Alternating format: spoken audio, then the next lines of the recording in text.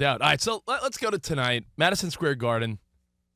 The Knicks cannot, under any circumstances, let this series go back to Boston for a Game 7. I'm with you. I can only compare it to, I'm a Mets fan from New York, but I'm going to go back to when I was a little boy. When I was my kid's age. When I was... For the record, he's just a man boy right now. Yeah, now I'm a man boy. Now he's a grown man boy. My daughter often asks me, Dad, when was the last time the Mets won the championship? And I reluctantly say, your little brother who's 5, 6 years old? When I was his age. That's when the Mets won. 1986. I was in kindergarten. But I do remember, just from the highlights and knowledge, the Mets were playing the Astros in the NLCS. Mm-hmm. And that was the year Mike Scott was untouchable. Oh, this is the was Kevin Bass on that squad? He was on that squad. Oh. Do you remember there was speculation, is Mike Scott scuffing the ball? Like, he's unhittable. I do. The Mets were going to have to face him in Game 7. Was Jose Cruz on that squad for the Astros? That was a big squad, man. That Astros team was good. But they were going to have to face Mike Scott in a Game 7. So when they were in extra innings in Game 6, there was a pressure of like, you got to win now, Mets, because if you face Mike Scott in Game 7, I don't know if you could beat him. And I feel that way tonight about the New York Knicks, if you want to talk New York sports. No doubt. My buddy's already reached out to me. Got a few East Coast friends out here in L.A., and they're like, dude, what are we doing for the game tonight? I'm like, well, I'm waking up early for Dan Patrick, so I might be taking a nap later. But, yeah, we got to get together, got to do something. So much on the line. Might be the biggest night in a long time for New York sports with the Yankees-Mets going on tonight and, of course, the Knicks.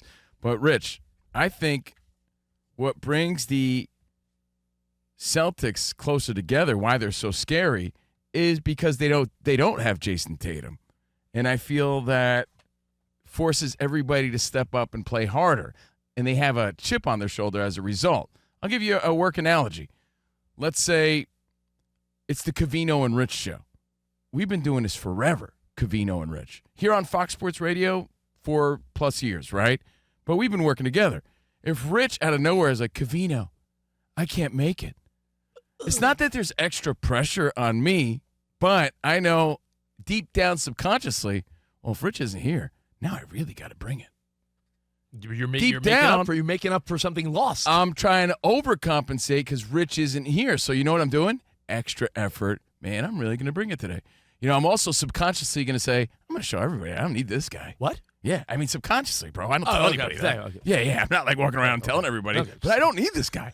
And I want everybody to know. And oh, man, I'm full of great energy. And look how great Is that what the Celtics are doing? Whoa, okay. It's the COVINO show. Let's not get out of hand. Let's not. I mean, but Rich will be back tomorrow. But seriously, subconsciously, all these things are going on. And you're putting extra effort into that to show that the whole team and the whole process doesn't revolve around one guy. And I think they band together just to prove that. Like, it's not just the Jayson Tatum show. We're great with him, but we're great without him, too. We're going to show that. That's why you don't want to take any chances. That's why the Knicks have to stomp on them tonight, because you're right. Then it does get a little scary. Well, to quote your hero as a child, MC Hammer, gaining momentum. You don't want anyone. He also said, look at my eyes, man. You can't touch this. I think if you go back to Boston, you're toast. I just can't see how, you're right, with the Tatum stuff, going back to Boston, you got to finish this tonight, which is why I think it's the most important home game and the most important event at Madison Square Garden. But trust me, there's another theory here. In the 21st century. I agree. I hate agreeing with you. What's the other answer going to be? Billy Joel's show? I'm a big Billy Joel fan. What, the circus, Ringling Brothers when it comes to town? Oh, yeah, when Gunther Gable-Williams was taming tigers and lions. That was huge in the 70s. There's no big fights at the Garden like there were when our parents were younger. The Rangers haven't won a Stanley Cup since 1994, and before that, remember, 1940. So Tonight we're reminded why it's the world's most famous arena. No diggity, no doubt. The last big event there was the Dice Man selling out. I mean, maybe like a Big East tournament, UConn or Cuse back in the day did something, but I'm talking about the Mecca. Madison Square Garden is tonight the biggest game. Yes. Since the year 2000. Can you hit that high note? Since the year 2000. Man, he did that so early. Thank you, Sam. Thank you. Bringing that Conan energy. Iowa Sam on the ones and twos. Again, Breeze on the phones, 877-99 on Fox. Don't be scared. Hit us up, and let's chop it up, especially when we're giving away prizes. But, Rich, there's another theory as to why you don't want to go back to Boston. And let's not forget the New York-Boston rivalry. As a city, forget about the teams. Just as a city, it's so big and so fun.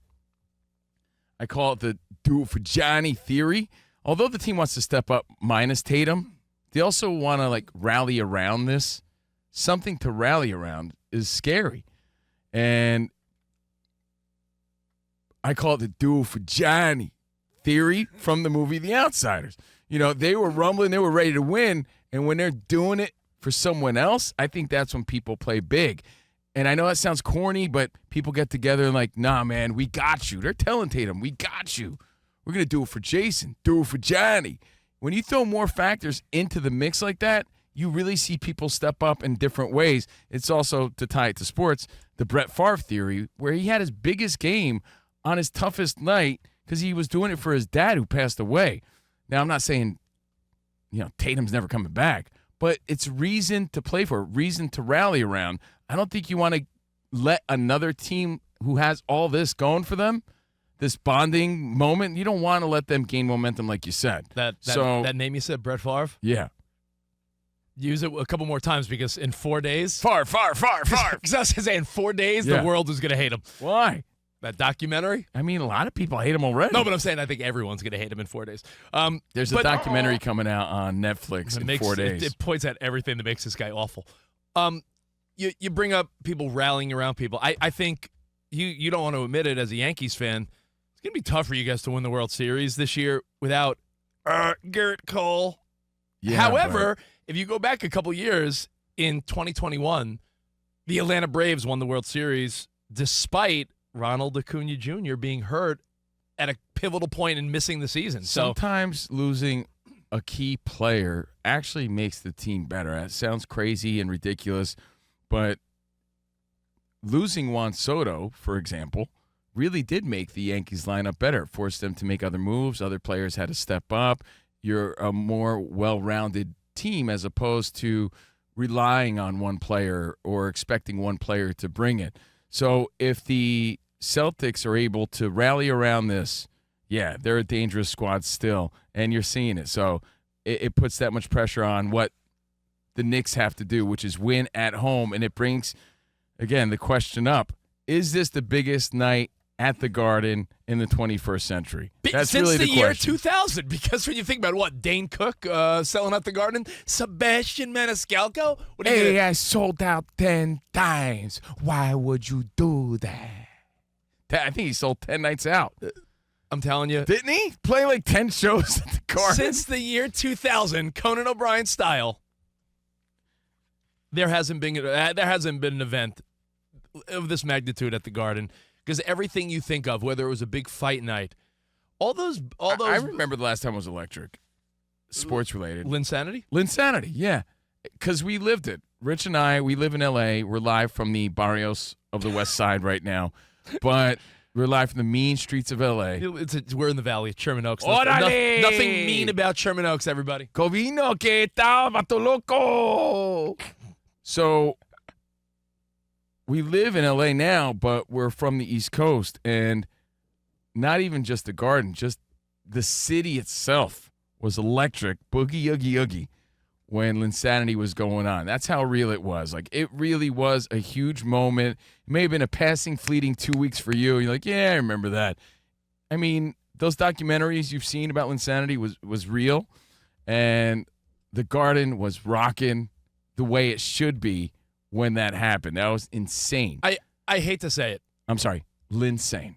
I hate to say it because, we are New Yorkers originally. We're original New Yorkers. I mean, I'm from born Jersey, and raised. to be technical. I'm a Jersey boy. I'm a New Yorker. Drinking my coffee. Oh, but you grow up, New York's your backyard, your playground, and where we worked. But I see you're a Jersey guy. I'm actually a New Yorker, and I look at it and say, other than a stand-up comedy special and Linsanity, maybe the debut of Carmelo Anthony because he was like a hometown guy and people loved him. I hate agreeing with this guy, but Rich is right. There really he didn't really win with the Knicks the way they wanted him to, or we expected, but we were there for his debut, and it was electric. Yeah. We were there. It was one of the few times we went to a big game like that, and I remember everybody was super pumped about it. So the nosebleeds tonight, SeatGeek, StubHub, all your sites, $800 for like a high up. But then again, it's the Garden. It's not that big, but $800 for what you would call the nosebleed. So yeah, that's the ticket. That's the ticket. Yo, I don't know, $800 for a nosebleed? Yeah, I mean, You gotta like run that one by the wifey, maybe. Yeah, that's the ticket. Maybe. honey, I'm gonna be sitting After you buy it, of course. I'm sitting behind the Billy Joel sign in the rafters. $800.